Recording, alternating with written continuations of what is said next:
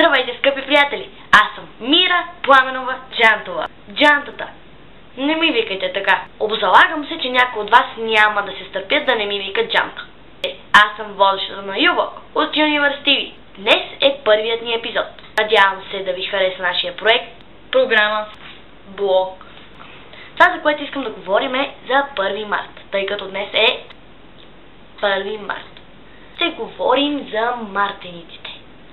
Пример, факта, че някои хора ги използват светни гривни, които накачат от тук до тук, е много обезпокояващ. Аз имам няколко мартеници, но да не кажем, че са 100 000. Хора, да ви кажа, традицията си е традиция, но не прекаравайте.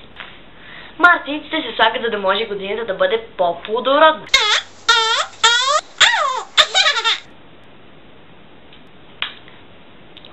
Мартениците слагат още по 2 причини. Червения цвят на мартеницата, т.е.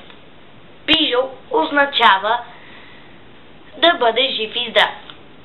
А белият цвят на мартеницата означава пенда. Или т.е. да живееш до 100 години. 200, 300, 400, като костенурките. Да умреш от всека. Ние обичаме хейтерите, защото те първо, че разпространяват нашата група, второ, те се опитват да ни съсипят, като разпространяват групата. Трето, нашата група всъщност не е група, това е клип. А не е клип. Това е организация. За какво говоря?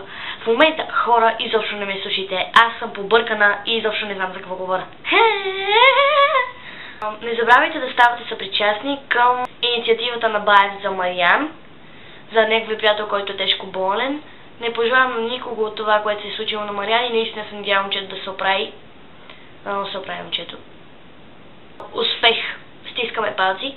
Линкове за това и за профилите ни в YouTube, Facebook и Twitter ще видите долу в описанието.